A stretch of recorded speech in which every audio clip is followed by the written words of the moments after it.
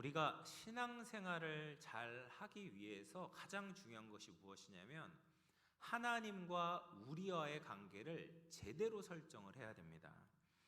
예수님께서 우리의 주인이시고 우리는 종 혹은 그 주인이 재산을 맡긴 청직이다 라는 사실에 대해서 잘 알고 있어야 돼요. 이것은 변하지 않고 우리가 반드시 기억해야 하는 우리의 위치고 지위인 것이죠. 이것을 잘 아는 사람이 신앙생활을 잘하는 사람입니다. 그런데 지금 우리가 종이잖아요. 종인데 좀 특별한 상황 가운데 있어서 우리가 자꾸 종이라는 것을 잊게 됩니다. 그 특별한 상황이 어떤 것이냐면 예수님 비유에서 자주 등장하는 것처럼 주인이 잠시 종을 떠나 있는 상태예요. 오늘 본문에 나오는 주인은 혼인집 잔치에 갔다라고 표현을 하고 있습니다. 요즘 하는 결혼식이야 금방 끝나지 않습니까? 뭐 1시간도 안 돼서 본 예식은 다 끝나고 뭐 밥 먹고 이제 집에 돌아와 봤자 뭐 한 2시간이면 충분하지 않습니까? 그런데 유대인의 결혼식은 그렇지가 않았어요. 굉장히 길게 했습니다. 뭐 5일, 길게는 뭐 7일, 더 뭐 흥이 나면은 뭐 더 오래 할 수도 있는 것이 이제 유대인의 결혼식이었어요. 그래서 그 마을 잔치가 열린 거예요. 마을 잔치가 열리고 같이 축하하는 것은 그냥 돌아오는 것이 거기에서 정말 먹고 마시고 자고 계속 그런 잔치를 즐기는 것이 유대인의 결혼식이었다라는 거죠. 그래서 그 잔치가 끝나서 돌아오는 시간을 주인도 모르고 이 종들도 예측을 할 수가 없는 상황입니다. 그러면 이 주인이 없이 홀로 집에 남겨진 그 기간 동안 종이 어떤 모습을 하고 있느냐가 이 종에게 있어서는 중요한 것이죠. 오늘 말씀을 보면 이 종의 모습이 어떠해야 하는가? 가장 중요한 것은 37절 보면 주인이 와서 깨어 있는 것을 보면 그 종들은 복이 있으리로다 라고 말씀을 하세요. 종이 깨어 있어야 된다라는 거예요. 깨어 있어야 돼요. 그런데 그 잔치에서 돌아오는 시간대가 정해져 있는 것이 아니에요. 38절에 보면 주인이 혹 2경에나 3경에 이르러서도 돌아올 수가 있다라는 거예요. 2경이 몇 시냐면 우리 저녁 9시부터 12시까지를 2경이라고 해요. 3경은 12시부터 새벽 3시까지예요. 그러니까 이 주인이 언제 돌아올지 보는 거예요. 새벽 3시에 돌아올 수도 있고 2시에 돌아올 수도 있고 언제 돌아올지 모르는 그 상황에서 종들이 깨어 있어야 된다라고 말씀을 하세요. 여러분, 가장 어두운 시간, 남들이 다 자고 있는 시간에 깨어 있는다라는 것이 얼마나 어려운 일입니까? 남자들은 이제 군대 가가지고 경계 근무를 서게 되지 않습니까? 밤새 부대에 들어올 수 있는 적들에 대비해서 경계 태세를 갖추고 있어요. 그래서 경계를 쓰는 사람들이 있습니다. 그렇게 1시간 혹은 1시간 반 근무를 서고 경계 태세를 갖추는 것도 참 쉽지가 않습니다. 밤에 잠들고 있는데 갑자기 깨워가지고 경계를 서게 하는 것이 얼마나 힘든 일입니까? 군대에서 가장 힘든 것 중에 하나거든요. 근데 이 종이 그렇게 깨어 있는다라는 것은 참 고단하고 힘든 일임에 틀림이 없습니다. 그러면 어떻게 하면 깨어 있는가 보면 35절 말씀 한번 보세요. 허리에 띠를 띠고 있다라고 얘기해요. 허리에 띠를 띠고 있다라는 거죠. 유대인들 복장을 보면 속옷이 있고 우리처럼 이런 속옷이 아니라 그냥 속에 입는 옷을 속옷이라고 그래요. 그리고 겉옷이 있었어요. 근데 우리야 이렇게 뭐 와이셔츠도 있고 자켓도 있고 이런 식으로 팔에 이렇게 들어가잖아요. 근데 유대인들은 이런 식으로 되어 있는 게 아니라 그냥 천에 구멍을 하나 뚫어놔요. 그리고 그것을 이렇게 뒤집어 쓰는 거예요. 그러면 펄럭펄럭거리지 않습니까? 그래서 마무리로 하는 것이 뭐냐면 허리띠를 마무리를 하는 거예요. 그러니까 천 쓰고 허리띠 딱 조여매면은 이제 복장이 완전히 갖춰지는 거예요. 평소에 어떻게 하겠습니까? 허리띠를 풀어놓겠죠. 평소에는 허리띠를 풀어놓다가 이제 다른 곳에 가거나 움직여야 될 때 허리띠를 맨단 말이죠. 근데 여기에서 허리에 띠를 띠고 있다는 것은 무엇입니까? 그러니까 언제든지 움직일 수 있는 준비를 해놓고 있는 거예요. 군대로 따지자면 5분 대기조처럼 계속해서 이제 움직일 수 있는 준비를 하고 긴장을 풀지 않고 있다라는 것을 보여주고 있는, 깨어 있는 거죠. 그 다음 말씀을 보면 허리에 띠를 띠고 등불을 켜고라고 이야기하고 있습니다. 등불을 켜고. 마태복음에 보면 혼인잔치에서 신랑을 기다리던 이 5명의 지혜로운 처녀에 대한 이야기가 나오지 않습니까? 그것을 보면 등불을 켜고 있다는 것은 밤에 주인을 맞이하기 위한 가장 중요한 준비 중에 하나다라는 것을 알 수가 있습니다. 지금처럼 뭐 등이 흔하지 않은 시대 아닙니까? 가로등도 없고 전등불도 없는 시대에 밤에 돌아오려고 하다 보면은 얼마나 어두컴컴하겠습니까? 집에 불이라도 꺼져 있으면 어디에 집이 있는지 아마 그 알아보는 것이 참 어려웠을 것입니다. 그런데 그런 것들을 대비해서 이 종이 이 밤에는 등불을 켜놓고 있는 거예요. 등불을 켜기 위해서는 미리 기름을 준비해야 되겠죠. 낮에는 기름을 준비했을 거예요. 밤을 위해서, 밤에 등불을 켜기 위해서 미리부터 준비해서 철저하게 그 밤이 어둡지 않도록 주인이 잘 찾아올 수 있도록 등불을 켜두는 것이 이제 깨어있는 모습이다라는 겁니다. 마지막으로 등불을 켜고 서 있으라라고 말합니다. 앉아 있거나 누워 있다면 졸고 잘 것이 뻔하겠죠. 그래서 내가 깨어 있어야 된다라는 그 의지를 보여주는 태도인 거죠. 서 있는 거예요. 난 자지 않겠다, 졸지 않겠다, 주인이 올 때를 기다리겠다라고 하면서 이제 서 있는 것입니다. 이 종이 정말 주인이 올 때까지 한숨도 자지 않고 기다리는 것은 어렵겠죠. 그런데 이것은 무엇을 이야기하냐면 종의 태도에 대해서 이야기하는 거예요. 종의 태도. 종은 지금 집에 머물고 있습니다. 주인이 없습니다. 그런데 그 시간이 단순히 쉬는 시간이 아니고 내 마음대로 즐기는 시간이 아니고 주인을 맞이하기 위한 기다림의 시간이다라는 것을 알고 있는 거예요. 주인이 돌아올 것을 염두에 두며 살아가는 종의 태도, 주인에 대해서 계속해서 의식하면서 살아가는 그 종의 모습을 그리고 있다라는 거예요. 우리가 살고 있는 이 시대를 우리가 흔히 말세다라고 이야기해요. 말세입니다. 주인이 떠나 계신 상태예요. 주인이 우리와 함께 있다면 종은 그 어떤 마음을 가지고 있는지 잘 드러나지가 않습니다. 주인이 같이 있으면 주인의 눈치를 당연히 보게 되겠죠. 주인이 시키는 대로 하느라 아마 바쁠 것입니다. 그때는 주인이 같이 있으면 그 종이 충성스러운 종인지 아니면 나태한 종인지가 드러나지가 않아요. 그런데 주인이 없어지면 그 종의 성품, 그 종이 가지고 있는 마음과 태도가 그때서야 드러나게 된다라는 말이에요. 회사에서도 그렇지 않습니까? 사장이 옆에 있으면 말을 안 듣는 직원은 거의 없어요. 그런데 사장이 사라지면 많은 사람들이 태도가 돌변합니다. 사장이 있었을 땐 시키는 대로 하고 열심히 했는데 그런데 사장이 사라지자 사장의 뒷담화를 막 까는 거예요. 아, 사장 왜 저러냐? 너무 꼰대 같지 않냐? 그리고 막 마음대로 하는 거예요. 자기가 마치 사장인 것처럼 막 하는 사람들이 얼마나 많이 있습니까? 그런데 복을 받는 종은 그렇지 않다라는 거예요.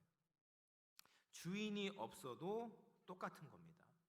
마치 주인이 같이 있는 것처럼 주인을 위해서 자신의 모든 삶의 초점을 맞추며 살아간다라는 거예요. 여러분이 사장이라면 어떤 사람과 일을 하고 싶으시겠습니까? 머리는 좋은데 뒤통수를 치는 사람, 혹은 머리는 약간 부족한, 너무 부족하면 안 됩니다. 약간 부족하지만 성실한 사람, 보이지 않는 곳에서도 충성스러운 사람, 어떤 사람과 일을 하고 싶으시겠습니까? 당연히 후자의 사람과 일을 하고 싶지 않겠습니까? 약간 실력은 부족해도 충성스러운 사람, 믿을 만한 사람, 겉과 속이 똑같은 그런 사람과 같이 일을 하고 싶지 않으시겠어요? 예수님도 마찬가지다라는 거예요. 그런데 이 종의 이런 신실함과 충성스러움이 어떻게 오게 되는가? 그게 원래부터 있는 사람이 아니다라는 것을 오늘 말씀을 통해서 알게 돼요. 이 종의 그 충성스러움, 신실함은 주인이 어떤 분인지 알게 되었을 때 오게 돼요. 37절 말씀 우리 같이 한번 읽어보도록 할게요. 시작. 주인이 와서 깨어있는 것을 보면 그 종들은 주인이 띠를 띠고 그 종들을 자리에 앉히고 나와 수종 들리라. 아멘. 주인이 와서 종들이 깨어있는 것을 보면 복이 있다라고 말씀하세요. 맞죠? 당연히 복이 있겠죠. 종들이 깨어있기 그 어려운데 깨어있는 것을 보게 되면 상을 줄 겁니다. 와, 네가 잠을 자지 않고 나를 기다려준다니 내가 너무 기쁘다. 너한테 상을 줄게. 이 보너스야. 줄만 하죠. 그렇게 줄 겁니다. 그런데 이 주인을 보면 그 정도가 아니었어요. 보십시오. 37절 하반절입니다. 주인이 띠를 띠고 그 종들을 자리에 앉히고 나와 수종 들리라. 여러분, 이건 종이 그렇게 한 게 아니에요. 주인이 그렇게 했다라는 거예요. 이게 놀라운 겁니다. 이게 놀라운 거예요. 그렇게 충성스러운 종에게 그냥 금일봉 지어주는 것은 너무나도 쉬운 일이죠. 그런데 이 주인은 그렇게 하는 정도가 아니라 손수 띠를 띠고 그 충성스러운 종을 자리에 앉히고 식사 대접을 하겠다라고 말씀을 하시는 거예요. 이게 놀라운 주인의 모습인 겁니다. 얼마나 충격적인 일입니까? 이 주인은 자신의 위치와 권위만 내세우는 주인이 아니라는 것을 보게 돼요. 종들을 정말 아끼고 섬기는 주인이다라는 것입니다. 종들은 주인이 떠나기 전에도 그런 주인의 대접과 섬김을 받았을 것입니다. 그 황송한 섬김. 나보다 높은 사람이 나를 섬겨주면 얼마나 황송합니까? 몸둘 바를 모르잖아요. 그런데 그것을 정말 마음을 다해서 나를 그렇게 섬겨주는 거예요. 어디서도 받아본 적이 없는 그런 섬김을 받게 되는 거예요. 그 관심과 사랑을 경험하는 겁니다. 그럴 때 종이 어떤 마음이 들겠습니까? 주인에 대한 사랑이 생기는 거예요. 주인에 대한 그 가슴 깊이부터 우러나오는 존경이 생기게 되는 거죠. 단순히 주인과 종이라는 의무적인 관계가 아니라 정말 인격적인 관계가 형성되는 거예요. 그냥 해야 돼가지고 이제부터는 눈가림 하듯이 하는 것이 아니라 인격적인 관계가 생겼기 때문에 정말 주인을 섬기고 싶은 마음이 생겨서 섬기게 되는 거예요. 주인이 불편하지 않도록 주인의 세세한 것들을 사랑하고 섬기는 종이 되기 시작하는 겁니다. 왜요? 주인이 먼저 그 종을 그렇게 섬겨줬기 때문에. 그래서 그 주인의 섬김을 받은 종은 주인이 없을 때도 주인을 생각하고 깨어있게 된다라는 거예요. 근데 이 주인은 이렇게 사랑과 긍휼이 넘칠 뿐 아니라 부지런하고 성실한 주인이에요. 39절 말씀입니다. 같이 한번 읽어보도록 하겠습니다. 시작.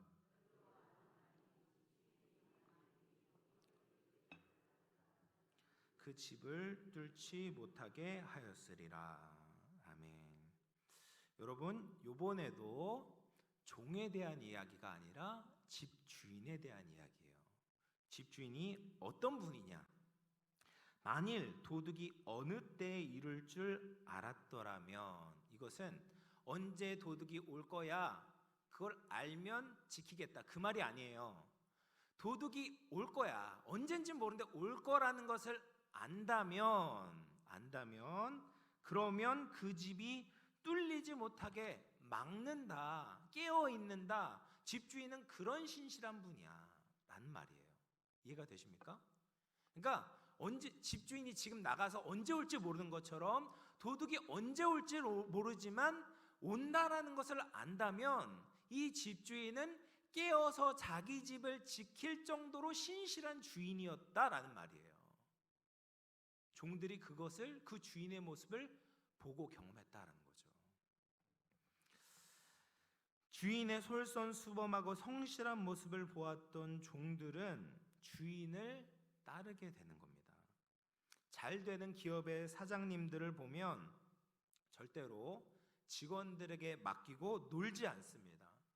최근에 제가 이제 그 네이버에서 이제 네이버 비디오 클립을 보다가 이제 예전에 아들과 딸의 종말이로 나온 곽진영 배우가 있는데 많이 늙으셨죠. 이제 많이 늙으셨는데 곽진영 배우가 지금 갓김치 공장을 하시더라고요.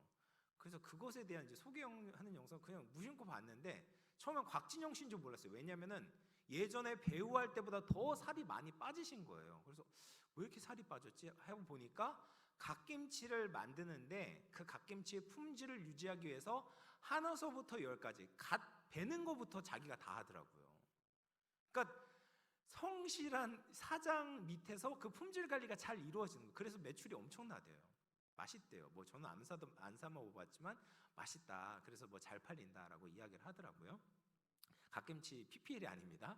어쨌든 제가 말씀드리고 싶은 것은 뭐냐면 성실한 주인 아래서 게으른 종이 나올 수가 없다라는 거죠. 부지런 주인, 성실한 주인의 헌신적인 모습을 보게 되면 그 직원들은 그 주인을 따르게 된다라는 겁니다. 그래서 이런 주인을 경험한 종들은 주인이 없을 때도 주인을 사랑하는 마음을 가지고 인격적인 관계가 형성됐잖아요. 그래서 그 사랑하는 마음을 가지고 또 성실하셨던 그 주인의 모습을 본받아서 성실하게 그 집을 관리하며 지키고 있다라는 말입니다. 그러면 이 주인이 누구를 이야기하는 거겠습니까? 바로 우리 예수님이시죠. 예수님은 우리에게 아무것도 보여주시지 않은 채 깨어 있어라 성실해야 된다라고 말씀하시지 않았습니다. 먼저 우리에게 어디에서도 받을 수 없었던 사랑을 부어주셨죠.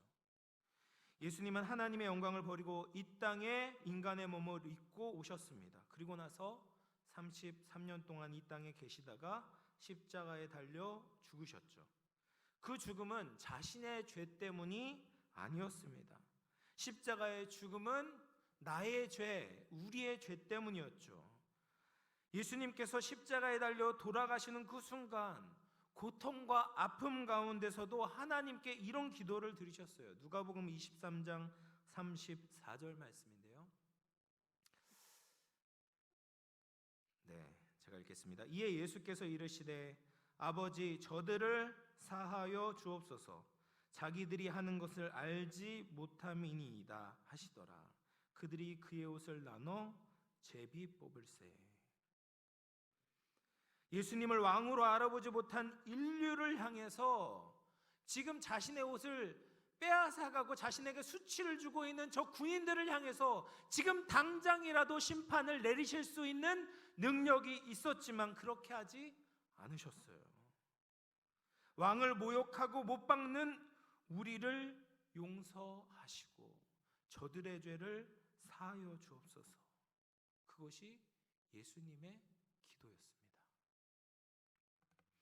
이 그리스도의 사랑을 경험한 사람들이 어떻게 살아가겠습니까?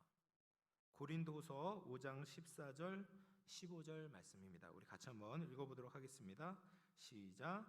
그리스도의 사랑이 우리를 강건하시는도다. 우리가 생각하건대 모든 사람을 대신하여 죽었은즉 모든 사람이 죽은 것이라. 그가 모든 사람을 대신하여 죽으심은 살아있는 자들로 하여금 다시는 그들 자신을 위하여 살지 않고 오직 그들을 대신하여 죽었다가 다시 살아나신 이를 위하여 살게 하려 함이라. 아멘. 우리가 주님을 위해 사는 것은 사실 대단한 일은 아닙니다. 왜냐하면 예수님의 사랑을 아는 사람, 예수님과 나의 관계를 아는 사람은 그렇게 반응할 수밖에 없는 거예요. 그리스도의 사랑이 나를 강권하시는 거예요. 강권하시는 거예요. 그래서 그렇게 살 수밖에 없는 거예요. 내 삶이 내게 아니라 주님 것입니다라고 고백하지 않을 수가 없는 것이죠. 그게 십자가의 강권적인 사랑입니다. 그 사랑을 경험한 사랑은 깨어 있을 수밖에 없다라는 거죠. 뿐만 아니라 우리 예수님께서 얼마나 신실하셨습니까? 히브리서 2장 17절 말씀인데요. 같이 한번 읽어보도록 하겠습니다. 시작. 그러므로 그가 범사의 형제들과 같이 되심이 마땅하도다. 이는 하나님의 일에 자비하고 신실한 대제사장이 되어 백성의 죄를 속량하려 하심이라. 아멘. 예수님께서 이 땅에서 하나님의 일에 대해서 얼마나 신실하게 감당하셨는지 우리가 말씀을 통해 잘 알고 있지 않습니까? 새벽부터 밤 늦게까지 가르치시고 전도하시고 치료하셨어요. 사람들이 올 때 마다하지 않았어요. 자신이 할 수 있는 피땀을 다 흘려가면서 그들을 구원해 내려고, 그들에게 하나님 나라를 전해주려고 최선을 다하여 노력하셨어요. 공생애가 시작한 이후에는 사적인 생애가 없어요. 오직 우리를 위하여서 자신의 전생애를 바치셨어요. 그렇게 하나님의 뜻을 이루셨고 우리가 하나님의 자녀가 되었습니다. 이 은혜를 아는 사람, 이 은혜를 경험한 종들은 주인이 지금 떠나셔서 다시 오시기 전 이 기간에 우리 주인께서 보여주신 대로 살아가는 것입니다.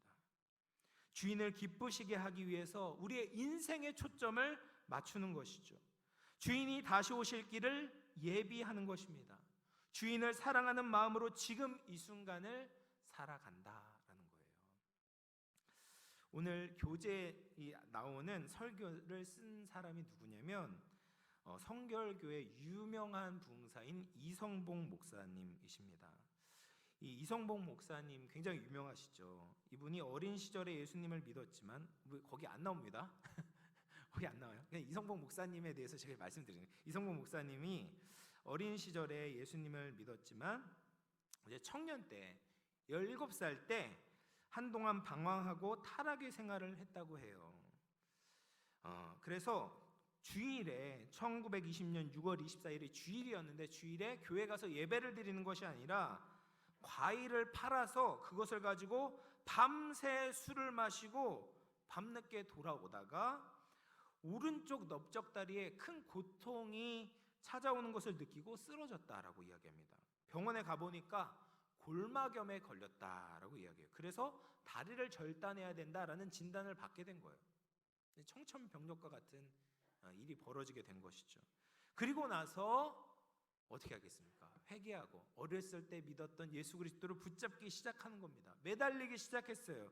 그리고 나서 그의 삶이 변하기 시작했습니다. 하나님께 기도하고 말씀에 사로잡히자 그가 변화되었습니다. 그리고 나서 이제 서울신학대학에 입학해서 훈련을 받고 목회를 시작하게 되었는데 수원에서 목회를 했을 때 하루는 이제 과로로 쓰러져서 이제 영적인 체험, 예수님을 만나셨대요. 그것을 어떻게 고백하냐면 이렇게 이야기합니다. 그때 하늘로부터 참 십자가가 나타났다. 나는 분명히 주님이 달리신 그 십자가를 보았다. 감격하여 붙들고 애통하며 나의 모든 죄를 자복하였다. 그러자 예수님은 나를 어루만져 주시며 천국으로 가자고 같이 올라가게 되었다. 어디로 한없이 갔다. 한참 가다 보니 수정같이 맑은 요단강물이 흐르고 저편에서 화려하고 찬란한 천성이 보였다. 그런데 어디서 찬송 소리가 들렸다. 갑자기 정신이 회복되며 온몸에서 식은땀이 쭉 쏟아졌다. 아프던 내 몸이 거짓말같이 완전히 나았다. 그 후로 항상 그 환상이 나의 신앙생활을 격려하여 주고 소망 중에 살게 하고 현실보다 영원한 내세를 더욱 그리워하게 되었다. 이성봉 목사님이 예수님의 십자가를 보게 되었죠. 그 십자가가 가짜가 아니구나. 정말 나의 죄를 짊어지고 가신 실제 있는 사건이구나. 근데 거기서 끝난 것이 아니었어요. 하늘 보좌에 앉으신 승천하신 예수님의 영광을 보게 되었어요. 그러자 이 땅에 있는 기간 예수님이 초림하시고 이제 승천하셔서 재림하시기 전 이 종말의 때, 말세의 때를 어떻게 살아가야 될지에 대해서 분명하게 깨닫게 되신 거예요. 아, 이제는 이 삶이 내 삶이 아니구나.